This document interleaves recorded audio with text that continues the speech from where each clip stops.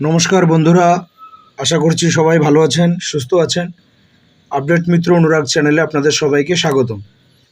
তো বন্ধুরা, সাধারণত এই চ্যানেলে আমি চাকরির খবর, সরকারি প্রকল্প, স্কলারশিপ, বিভিন্ন form fill up process, document correction এবং গুরুত্বপূর্ণ সরকারি আপডেট নিয়ে ভিডিও করে থাকি।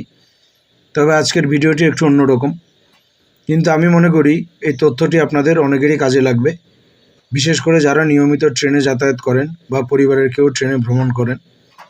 তো আজকের ভিডিওতে আমরা জানব ভারতীয় রেলের বিভিন্ন নিয়ম ভাঙলে কত টাকা জরিমানা হতে পারে, কোন কোন ক্ষেত্রে আগের তুলনায় জরিমানা বেড়েছে এবং কোন ভুল করলে বড় অঙ্কের ফাইন গুনতে হতে পারে।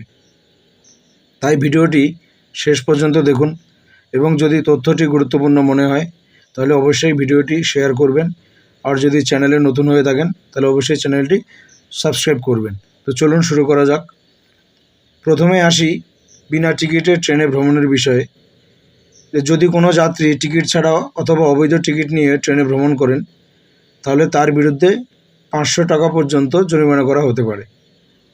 আগে যেখানে জরিমানার পরিমাণ ছিল 250 টাকা, সেখানে এখন তা বেড়ে 500 টাকা হয়েছে বলে বিভিন্ন প্রতিবেদনে উল্লেখ করা হয়েছে। তাই ট্রেনে ওঠার আগে অবশ্যই বৈধ টিকিট কেটে নিন।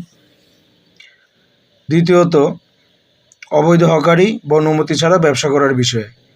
অনেক সময় দেখা যায় কিছু কিছু ব্যক্তি অনুমতি ছাড়া ট্রেনের ভিতরে বা স্টেশন এলাকায় বিভিন্ন জিনিস বিক্রি করেন। এই ধরনের অবৈধ হকারির ক্ষেত্রে জরিমানা ধার্য করা হয়েছে 2000 টাকা পর্যন্ত।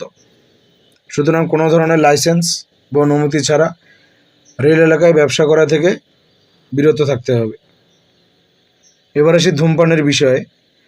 আপনি যদি ট্রেনের ভিতরে অথবা স্টেশন চত্বরে ধূমপান করেন তাহলে আপনাকে 2000 টাকা পর্যন্ত জরিমানা দিতে হতে পারে।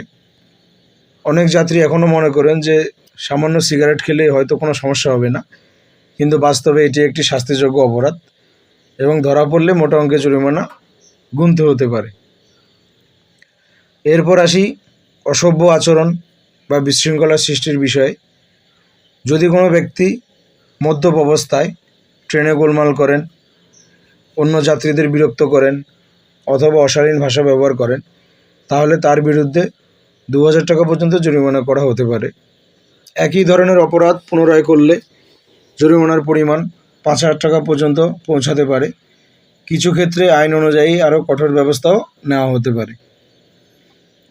এবার একটি গুরুত্বপূর্ণ নিয়ম, মহিলাদের জন্য সংরক্ষিত কামরায় কোনো পুরুষ যাত্রী যদি অনুমতি ছাড়া ভ্রমণ করেন তাহলে তার বিরুদ্ধে 2500 টাকা পর্যন্ত অর্থাৎ 2500 টাকা পর্যন্ত জরিমানা করা হতে পারে। তাই ট্রেনে ওঠার আগে অবশ্যই নিজের কোচ ভালোভাবে যাচাই করে নিন। এবার আসি বিপজ্জনক সামগ্রী বহনের বিষয়ে। যদি কোনো ব্যক্তি ট্রেনে বিস্ফোরক, দাহ্য পদার্থ অথবা অন্য কোনো বিপজ্জনক সামগ্রী বহন করেন তাহলে তার বিরুদ্ধে কঠোর ব্যবস্থা নেওয়া হতে পারে। এই ধরনের অপরাধের ক্ষেত্রে সর্বনিম্ন জরিমানা 10,000 টাকা পর্যন্ত হতে পারে বলে প্রতিবেদনে উল্লেখ করা হয়েছে। তো যাত্রী নিরাপত্তার স্বার্থে এই নিয়ম অত্যন্ত গুরুত্বপূর্ণ। এবার আসি সাধারণ নিয়ম ভঙ্গ করার বিষয়ে। রেলের নির্দেশ অমান্য করা, যাত্রীদের অসুবিধার সৃষ্টি করা অথবা সাধারণ নিয়ম ভঙ্গ করলে 2000 টাকা পর্যন্ত জরিমানা হতে পারে। আর একই অপরাধ বারবার করলে জরিমানার পরিমাণ 5000 টাকা পর্যন্ত বেড়ে যেতে পারে। তো বন্ধুরা, আমরা অনেক সময় ছোটোখাটো বিষয় বলে এসব নিয়মকে গুরুত্ব দিই না, কিন্তু এখন দেখা যাচ্ছে বিভিন্ন ক্ষেত্রে জরিমানার পরিমাণ অনেকটাই বেড়েছে। তাই ট্রেনে ভ্রমণের সময় অবশ্যই নিয়ম মেনে চলুন, বৈধ টিকিট নিয়ে ভ্রমণ করুন এবং এমন কোনো কাজ করবেন না যাতে অযথা জরিমানা গুনতে হয়। তো ভিডিওটি যদি আপনাদের উপকারে আসে তাহলে অবশ্যই এটি লাইক করবেন, বন্ধুদের সঙ্গে শেয়ার করবেন এবং এই ধরনের চাকরির খবর, সরকারি প্রকল্প, scholarship, form fill up, document update এবং গুরুত্বপূর্ণ তথ্য সবার আগে পেতে আপডেট মিত্র অনুরাগ চ্যানেলটি সাবস্ক্রাইব করে পাশে থাকা বেল আইকনটি প্রেস করে রাখুন। আজকের মতো এখানেই শেষ করছি। ধন্যবাদ। সবাই ভালো থাকবেন, সুস্থ থাকবেন। দেখা হবে পরবর্তী ভিডিওতে।